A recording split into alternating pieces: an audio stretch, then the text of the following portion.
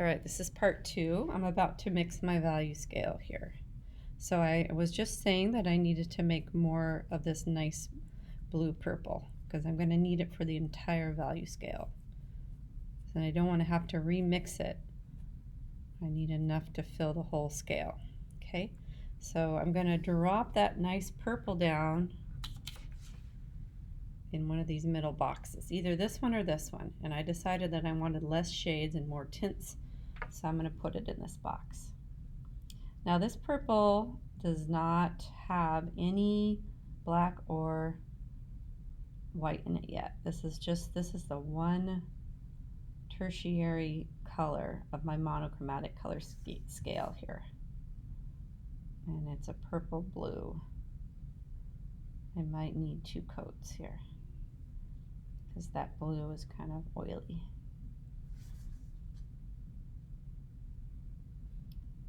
Okay. So now we need to mix a little bit of black in there. So I'm going to grab some and move it over here, just enough for a box. And I'm going to grab a swipe of black, not too much, because I don't want to actually, I'm going to go over here and take a little more purple. It's going to start to look gray. And it's almost going to look black, but you'll see when it dries that it's actually a very dark purple black. Your paint will get lighter as it dries.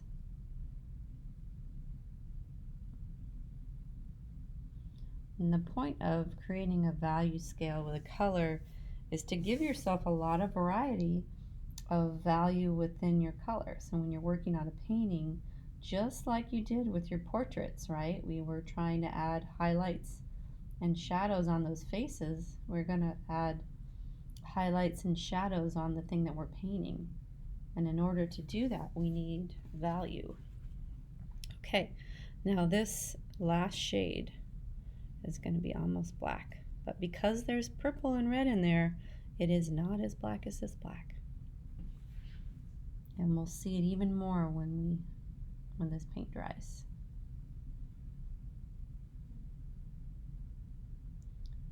So I don't expect you to finish these today. And I'm hoping that you're working alongside with me while you're watching, because that's the most efficient use of your time at the moment.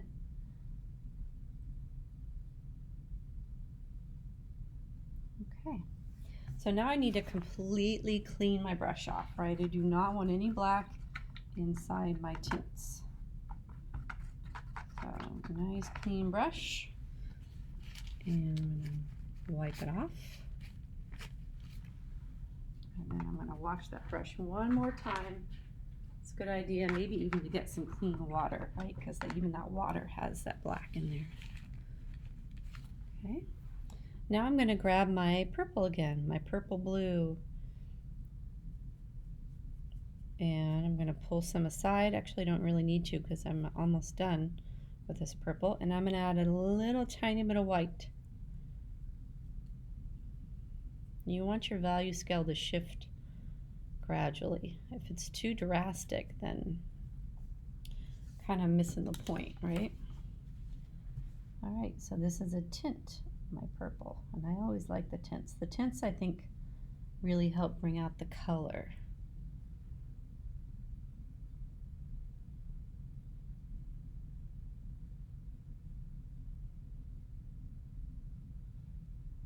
You never want to paint with a dry brush unless it's a technique you're going for. When you're trying to just fill color, you want to make sure you're continuously dipping into your paint.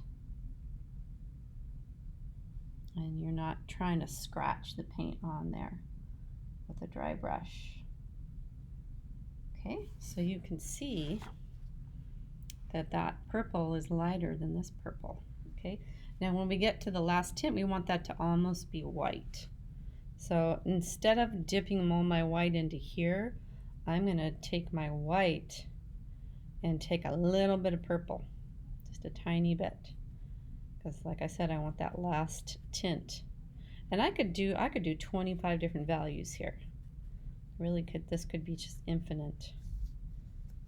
But of course, I'm not going to ask you to do that. you want this one to be kind of in between this one and your lightest. So you just keep mixing until you feel like it's right.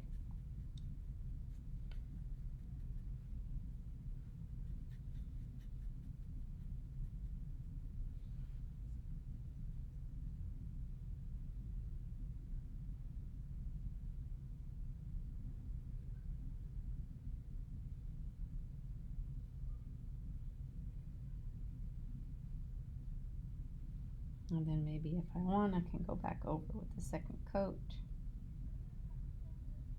Okay, so for my lightest tint, I'm going to actually just take the purple that's on my brush and I'm going to scoop up some white. And I know that will be enough purple to make a really light tint.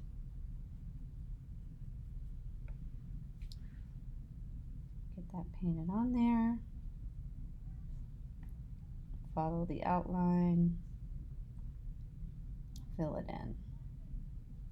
Okay, so when you're done with your painting, I'm not done yet, right? I'm not going to demonstrate the rest of the color wheel because I did a section with the secondary and tertiaries, but you would finish these. So this one would be green, and you'd have blue green, and then yellow green, and then this one would be orange, and you'd have yellow orange, and then red orange.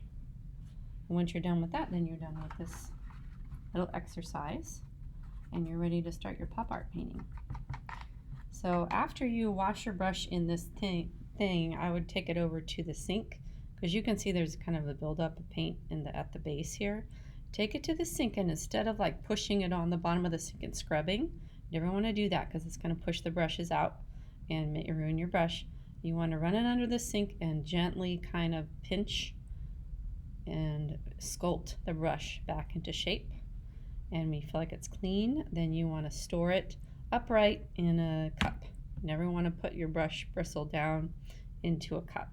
Okay, so like this and like that. All right, that's it.